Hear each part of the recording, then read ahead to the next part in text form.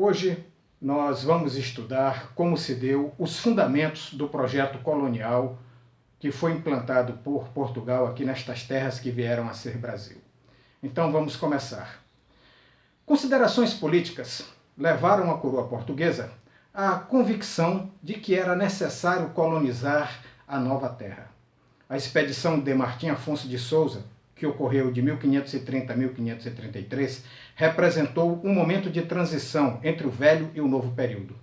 Tinha o objetivo de patrulhar a costa, estabelecer uma colônia através da concessão não hereditária de terras aos povoadores que trazia e explorar a terra, tendo em vista a necessidade da sua efetiva ocupação. Há indícios de que Martim Afonso ainda se encontrava no Brasil quando Dom João III decidiu-se pela criação das capitanias hereditárias. O Brasil foi então dividido em 15 lotes por uma série de linhas paralelas ao Equador, que iam do litoral ao meridiano de Tordesilhas, sendo estes quinhões entregues aos chamados capitães donatários. Eles constituíam um grupo diversificado, no qual havia gente da pequena nobreza, burocratas e comerciantes, tendo em comum as suas ligações com a coroa portuguesa. Estavam entre os donatários o experiente navegador Martim Afonso de Souza, Duarte Coelho, um militar de destaque no Oriente, sem grandes recursos, cuja história no Brasil seria ressaltada pelo êxito em Pernambuco. Jorge Figueiredo Corrêa, escrivão da Fazenda Real e grande negociante, associado a Mendes Sá, e a Lucas Giraldes, da família dos Giraldi, negociantes e banqueiros de origem florentina. E também Pero do Campo Tourinho, que vendeu suas propriedades em Portugal e seguiu para o Brasil com 600 colonos. Posteriormente, Tourinho veio a ser denunciado à Inquisição, após conflitos com os colonos, e acabou embarcando de volta a Portugal antes de 1532. Fernão de Noronha também recebeu do rei a primeira capitania do Brasil, a ilha de São João, que hoje tem seu nome. Nenhum representante da grande nobreza se incluía na lista dos donatários, pois os negócios na Índia, em Portugal e nas Ilhas Atlânticas eram por essa época bem mais atrativos. Os donatários receberam uma doação da coroa pela qual se tornavam possuidores, mas não proprietários da terra.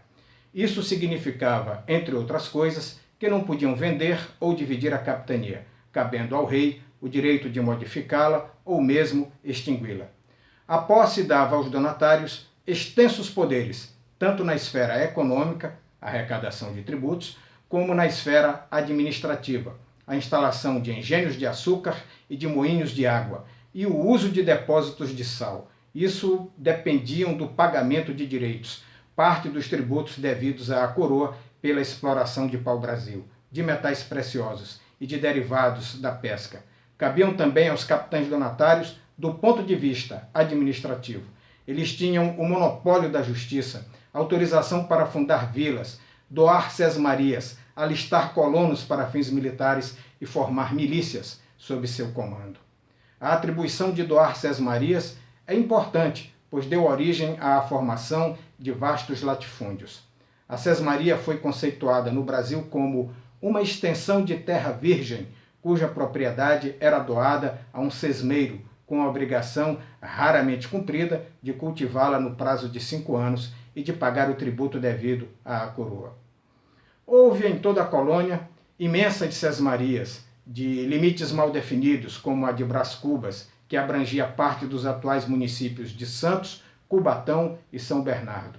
Os direitos reservados pela coroa ao instituir as capitanias hereditárias não se limitaram a uma espécie de vigilância quanto à manutenção de sua forma.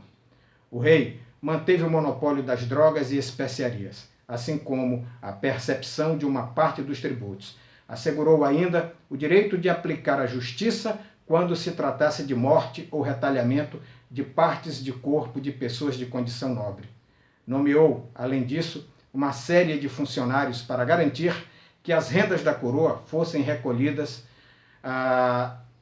ao tesouro. As capitanias hereditárias são uma instituição a que frequentemente se referem os historiadores, sobretudo portugueses, defensores da tese da natureza feudal da colonização.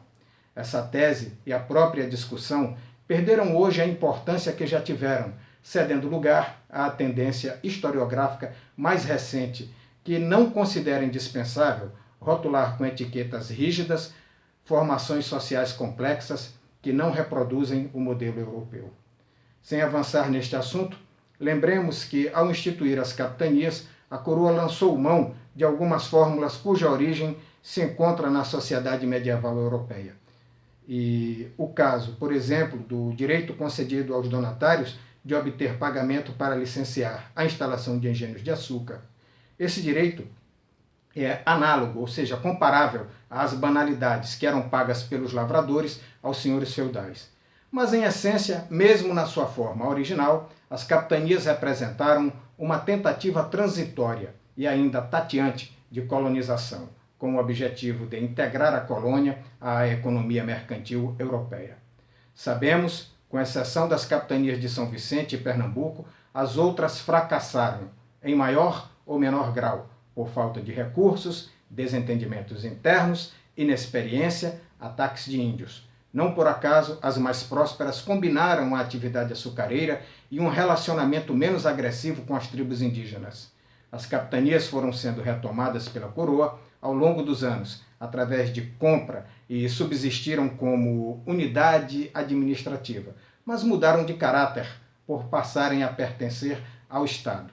Entre 1752 e 1754, o Marquês de Pombal completou praticamente o processo de passagem das capitanias do domínio privado para o público. Agora vamos estudar sobre o governo geral. A decisão tomada por Dom João III de estabelecer o governo geral do Brasil ocorreu em um momento em que alguns fatos significativos aconteciam com relação à coroa portuguesa e na esfera internacional. Surgiram então os primeiros sinais de crise nos negócios da Índia, sugeridos no uso da expressão fumos da Índia, ou seja, fumaça da Índia, pondo em dúvida a solidez do comércio com o Oriente. Portugal sofrerá várias derrotas militares no Marrocos, mas o sonho de um império africano ainda não estava extinto. No mesmo ano em que Tomé de Souza foi enviado ao Brasil como primeiro governador-geral, 1549, fechou-se o entreposto comercial português de Flandres, por ser deficitário. Por último, em contraste com as terras do Brasil, os espanhóis tinham crescente êxito na exploração de metais preciosos em sua colônia americana. E em 1545 haviam descoberto a grande mina de prata de Potosí.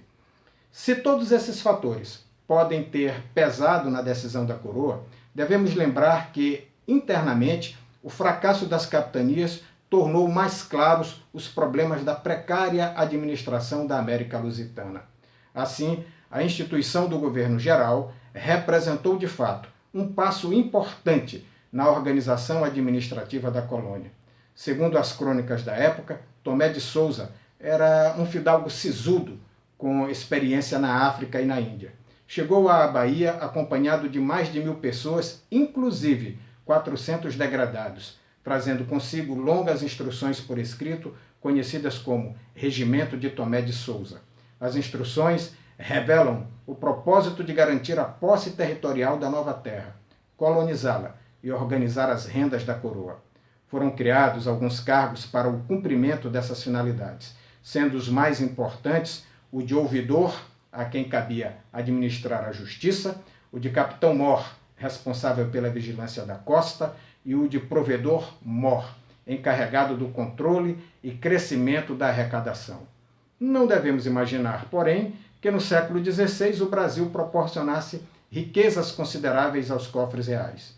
Pelo contrário, segundo cálculos do historiador Vitorino Magalhães Godinho, em 1558, a arrecadação proveniente do Brasil representava apenas algo em torno de 2,5% das rendas da coroa, enquanto ao comércio com a Índia correspondiam 26%. Vinham com o governador-geral os primeiros jesuítas, Manuel da Nóbrega e seus 5 companheiros, com o objetivo de catequizar os índios e disciplinar o ralo clero de má fama existente na colônia.